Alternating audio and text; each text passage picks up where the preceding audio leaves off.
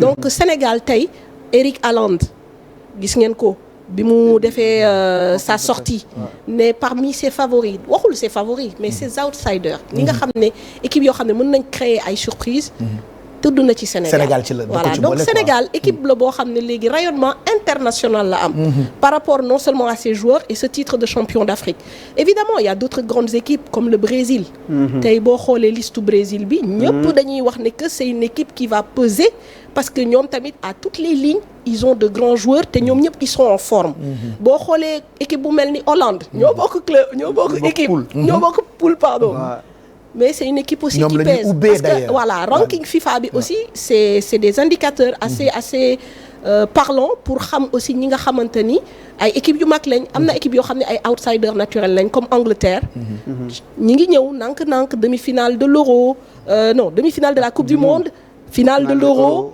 donc c'est une équipe aussi qui est en train de progresser nank commencer di ñam compétition de haut niveau di gagner di commencer dëggal boppam donc bu ñu nee Coupe du Monde ce sont les meilleures nations qui ñoo fay jongante je pense que ñun nag Afrique suñu nu ñu koy waxatee suñu challenge mooy ñu fexe au moins am 2 équipes yoo xam ne dinañu dugg 8e de finale et moi je miserais bien sur le Maroc et évidemment le Sénégal. ok voilà. Mais bokk compétition bi ak des équipes yoo xamante ni ñii jël nañu benn yoon coupe bi ñii 2 fois du lu yomb mais on a une bonne équipe. waaw on a une bonne équipe et puis soo bëggee nekk le meilleur da ngay frotter aussi les meilleurs. bi ñu bëggee jël coupe d'Afrique dañoo dem demi-finale coupe d'Afrique ñu éliminé ñu. ñu dem finale ñu éliminé ñu. ñu demaat beneen finale perte ko ba ca topp nu gagné. boo yàgg di teewee. di nga mës a teggi. donc coupe du monde bi suñu objectif c'est faire mieux que 2002. Parce que 2018 génn nañu suñu poule.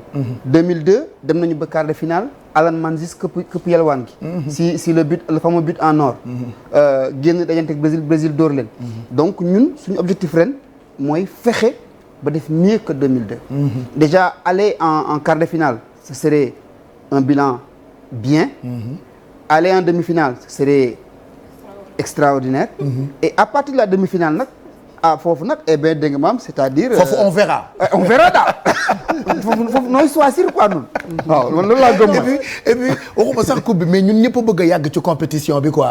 waaw parce que voilà duñu bëgg suñu équipe bi yàgg ci compétition bi. suñu ci teelee génn dafay daal di soof. ça nous fera des vacances. voilà parce que sport dafa vu le contexte du monde. voilà xam nga qui est assez lourd. xam nga les guerres. la cherté des prix. on a besoin de divertissement. voilà on a besoin de souffler. Il y a que le foot pour ça quoi. oui non voilà c'est le foot est fédérateur. Vraiment le foot est fédérateur. C'est l'opium des peuples. C'est ça. Comme on dit, c'est l'opium des peuples. C'est ça. xam nga documentaire bi wala boog kii bi Marcel def. C'est un rappel historique. tey coupe du monde lu muy rëy lu muy yàgg 22e édition. juróom-ñetti réew ñoom ñoo ko séddoogum. Hollande mii ñuy wax nii souvent présent jamais vainqueur. depuis temps wu ñoom Cruyff. ñoom Willy van de Kerkhoff René van de Kerkhoff Harry Hahn ak ñoom seen dañu mus a am équipe yu nganda. mais à chaque fois dañuy buter au pied du podium ou bien en finale ñu dóor leen. Il y a que le Brésil qui a participé à toutes les éditions de la Coupe du Monde. te ñoom ñoo ko fi jël juróomi yoon. te Brésil des fois ñu indi équipe bu nga xam ne bu ñu démarré da nga naan ñii ñooy jël coupe bi. des fois ñu éliminer leen ñu toog bi leen France di éliminer ils avaient une bonne équipe. boo xoolee coupe du monde France nag dafa nekk seen bête noire. waaw dafa mos a nekk seen bête noire nga xool. depuis 86 ba léegi. en 1982 le Brésil avait presque la meilleure équipe du monde. avec ñoom Socrates et autres. donc mu nekkoon équipe bu nga xam ne Italie moom moo leen gagné en finale je crois mais c'était une équipe bu nga xam ne ñëpp bi ñu fubalee phase de poule yi gagné ñëpp ñëw. quart de finale demi-finale ba finale ñëpp dañuy jël coupe bi dem seen ñibbi. et dans cette équipe là dafa amoon une homogénéité extraordinaire amoon un joueur qui émergeait du lot qu'on appelait le docteur Socrates d'ailleurs moom le prix boobu moom la Sadio Mané jël muy premier prix docteur Socrates. Socrates moomu su premier match Brésil contre l'Union soviétique dañu ni bëreet Union soviétique dugal 1-0.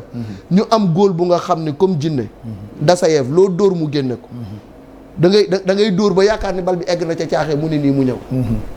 alors Albert Bata ma ngay bind naan les tirs à mi-distance de Zico les centres en retrait de juniors ne pouvaient nullement inquiéter Dassaïev.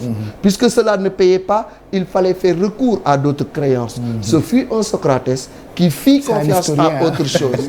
Une percée, un dribble, une esquive. La démonstration magistrale du docteur, point d'ordre d'une rencontre où chaque balle évoluait alors dans le génie. Et puis, finale somptueux, ce tir fracassant d'Eder, qui frappe la balle comme un sauvage, comme s'il voulait la punir de n'avoir jusqu'ici pas répondu à ses nombreuses caresses brossées. Ñu daal di ñëw Socrates tojaat caax ya, ñu ni ce fut la joie d'un football de gala pour une URSS à genoux. Nga xam ne Brésil dañoo yàgg am ay artistes, man ñoom laa mos di faral. waaye léegi faral tuma leen. ki ma faral mooy suñu équipe bii. sa équipe voilà. suñu équipe bii. te équipe bii li tax tey ñuy wax Mame Fatou léegi rek mi ngi rappelé ni on a un gros morceau pour le premier match. Parce que c'est une équipe bu nga xam ne ils sont sur une dynamique de victoire extraordinaire. 15 matchs kenn gagné wu leen. muy la Hollande. Donc on a un gros morceau, un gros client qui est en pleine confiance et en pleine réussite. Mais ñun li ñu am te Hollande amu ko mooy coupe du monde bi passé Hollande ca kër ga lañ toog seetaan. participer wul. ñun dañoo ñëwaat. voilà. am na lu ñu leen ëpp. ba pare am suñu étoile quoi. Rendez-vous donc lundi après-midi. Lundi après-midi pour premier match